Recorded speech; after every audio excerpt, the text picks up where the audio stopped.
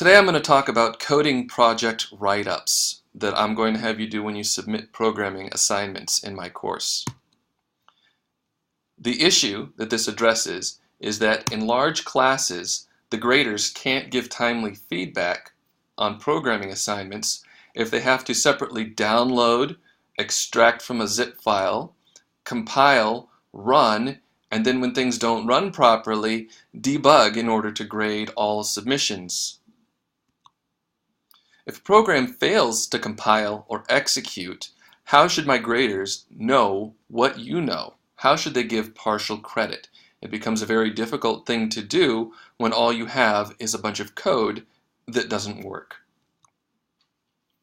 As a student, you need an opportunity to explain yourselves and to demonstrate that you followed a thoughtful process, that you understood your code, or that even if it doesn't pass the tests the way that we want, we can see a little bit of insight into what happened and why it was the way it was.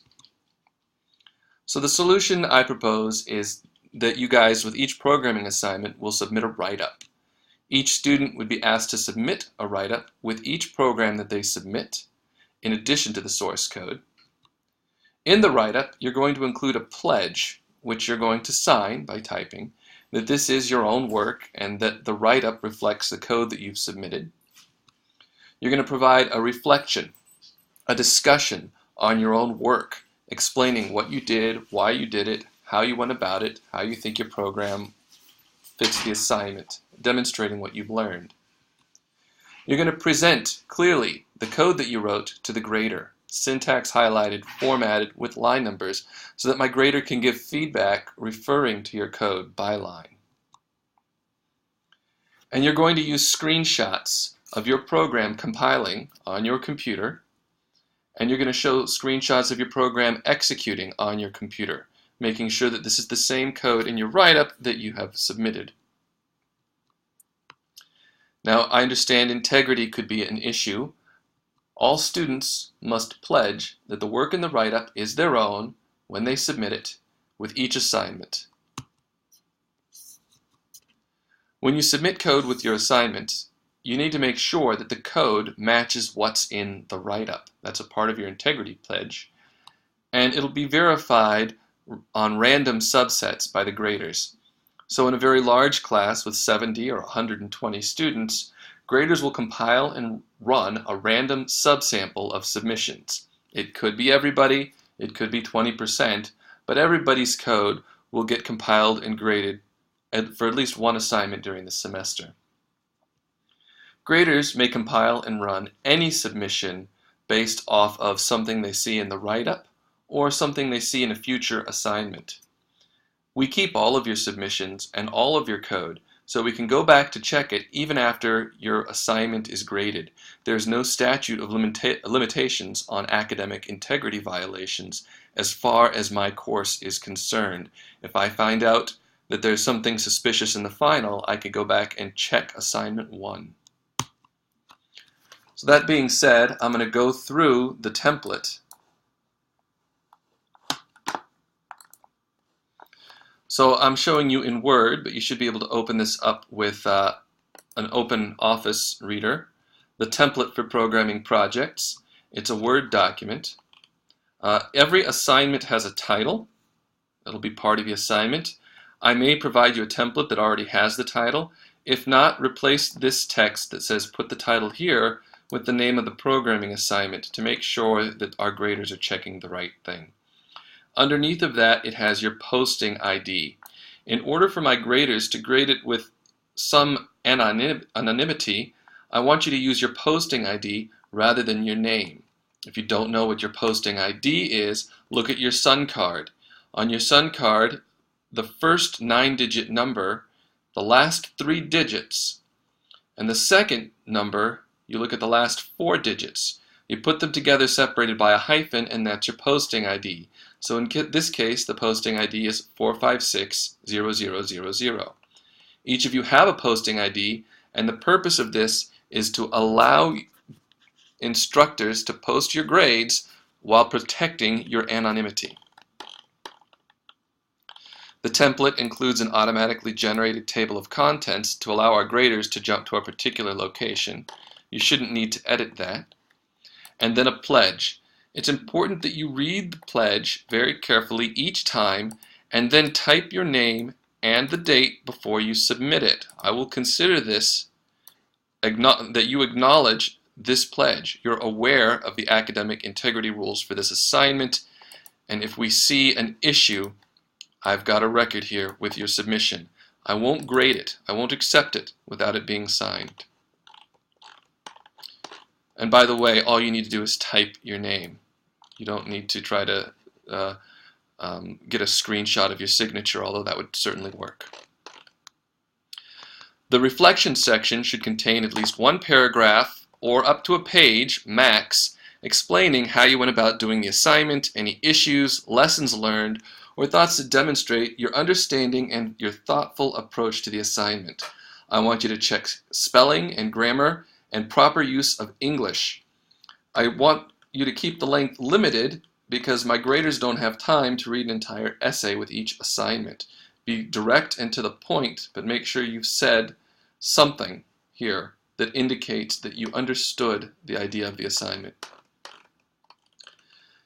The source code. In any given assignment, you may receive a lot of source code from me with very often to-do comments, places where I expect you to add or modify code. So when you submit the assignment, I expect you to paste in portions of the source code that you've modified. Probably not the entire source code, but the pieces that are where you contributed your work.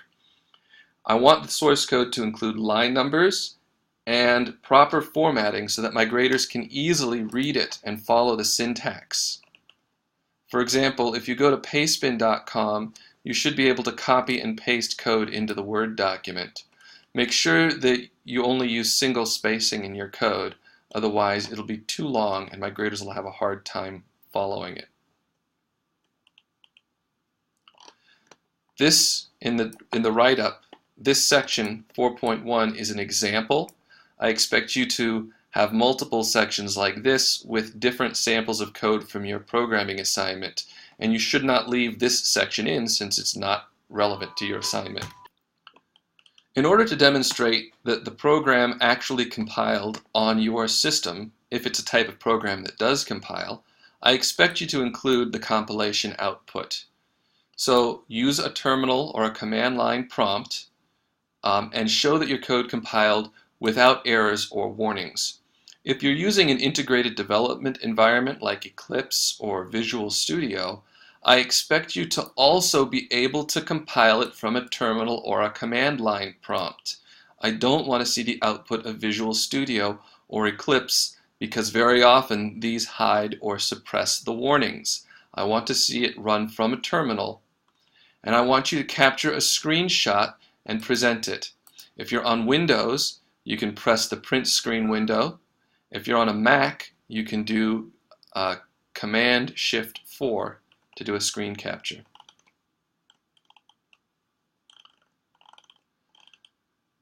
There's a section on testing strategy. Your testing strategy may simply be to run the program a couple of times and provide different inputs if it takes inputs. You may also provide different test cases, either as files that you direct in or using an actual framework like JUnit or CPP unit or some unit testing framework.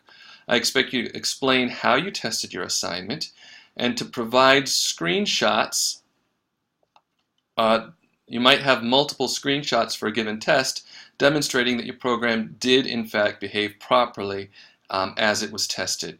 If you are using unit testing, you might want to include the source code for your unit test and also output showing what has happened as you ran it. In this case, my program was simply supposed to print "Hello World," and it did. Your program should behave differently, so you will replace section 6.1 and all of this with your own testing output. And finally, feedback. If you have feedback that would help me improve the assignment, if the assignment doesn't seem to, so for instance, if you discover that online somebody's posted the entire solution to this assignment and therefore it's too easy for people to cheat. I would like to know about that, for instance, in feedback. If you felt like the assignment required some piece of knowledge that it would have helped to go over in class, that's not going to influence your grade, but you can certainly put that here as feedback that I might use to improve the way I deliver this in future semesters. So this concludes my discussion of programming write-ups. I hope that this is not too much work and it will allow you to do a better job submitting coding assignments. Thank you very much.